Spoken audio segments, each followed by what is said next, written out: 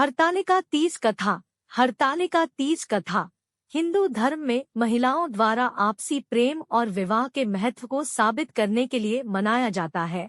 इस कथा के अनुसार पार्वती जी ने अपने माता पिता के आदेश के खिलाफ अपने पति शिव की खोज करने के लिए गहरी तपस्या और व्रत रखा था। यह कथा महिलाओं के बीच तीज पर्व के दौरान पढ़ी जाती है और उनकी भक्ति को मजबूत करती है। तीज का पर्व हर साल श्रावण मास के शुक्ल पक्ष की तृतीया तिथि को मनाया जाता है और इसका मुख्य उद्देश्य महिलाएं अपने पतिव्रता धर्म का पालन करती है और पार्वती माता की भक्ति करती है। कथा कहानी है द्वापर युग की एक छोटे से गांव की, जहां एक सुंदर लड़की नामक हरतालिका रहती थी। हरतालिका अत्यंत भक्तिपूर्ण और पार्वती माता की अनुरागी थी। वह जब भी पार्वती माता की पूजा करती तो वह शिव मंदिर जाकर करती थी, जो कि उनके गांव के बगीचे के किनारे बसा था।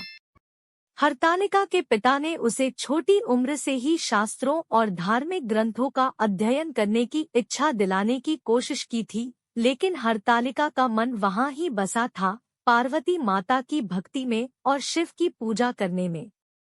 जब हरतालिका की वय 16 वर्ष की हुई तो उसके माता पिता ने उसके विवाह के लिए सहमति दे दी और उन्होंने उसका विवाह उस वक्त के ग्राम प्रमुख के बेटे से कर दिया। हरतालिका अपने पति के साथ खुश थी, लेकिन वह पार्वती माता के प्रति अपनी भक्ति में कमजोर नहीं होने देना चाहती थी।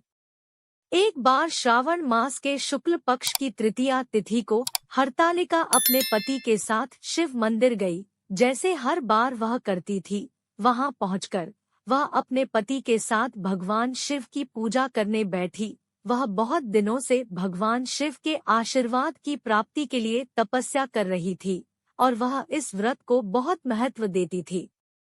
व्रत के दौरान हरतालिका ने दिन भर अन्न नहीं खाया और जल का उपयोग भी नहीं किया। वह रात को भगवान शिव की मूर्ति के सामने प्रार्थना करने बैठी। वह आशीर्वाद मांग रही थी कि वह सदैव पार्वती माता की भक्ति में लगी रहे और उन्हें पार्वती माता के तरीके पर अपने पति के साथ खुश रहने का अवसर दे।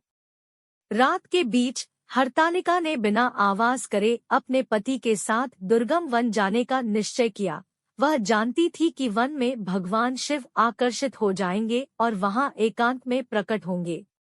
रात के अंधेरे में हरतालिका और उसका पति वन में जा पहुंचे और वह एक पेड़ के नीचे बैठकर बेन का प्रतीक्षा करने लगे। उनकी अपनी मन की सुख सौभाग्य की प्राप्ति के लिए यह कठिन प्रतिज्ञा थी, लेकिन हरतालिका के मन में यह उम्मीद थी कि वह यह सफलता प्राप्त करेंगे। बहुत ही आकुलित में वन में बादल आकर्षित हो गए और तेज बारिश होने लगी। धरती पर गिरने वाले बूंदों के साथ भगवान शिव और पार्वती वन में प्रकट हो गए। वे अपने भक्तों के प्रति अपनी कृपा दिखाने आए थे।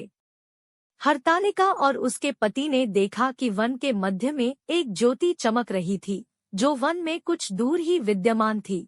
वे ज्योति की ओर बढ़ते हुए देखते हैं और वहां वे भगवान शिव और पार्वती जी को पाते हैं, जो कि एक आकर्षक रूप में प्रकट हो रहे थे।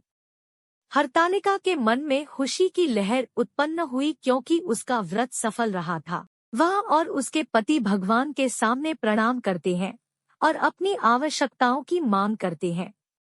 पार्वती माता ने उनकी प्रार्थना को सुना और उनकी भक्ति को सराहा। उन्होंने दोनों को अपने आगे बुलाया और उनकी मांग को सुनने के बाद भगवान शिव ने वायदा किया कि वह उनकी आशीर्वाद के साथ उनके साथ वापस अपने ग्राम लौटेंगे। हरतालिका और उसके पति बेहद खुश थे और वे भगवान के साथ उनके ग्राम लौट आए। इस घड़ी को खुशी के साथ बिताने के बाद हरतालिका और उसके पति का जीवन सुखमय और सार्थक हो गया और वह अपने पति के साथ सदैव खुश रहती। इस प्रकार हरतालिका तीज कथा महिलाओं के लिए पार्वती माता की भक्ति और पतिव्रता धर्म के महत्व को साबित करती है और यह दिखाती है कि व्रत और तपस्या से मानव जीवन में सुख और समृद्धि प्राप्त की जा सकती है। तीज पर्व की कथा यह दिखाती है कि महिलाएं अपने पतिव्रता धर्म का पालन करने के साथ साथ अपनी भगवान की भक्ति में भी जुटी रहनी चाहिए और वे अपने पतिव्रता के साथ सुखमय और समृद्ध जीवन जी सकती है।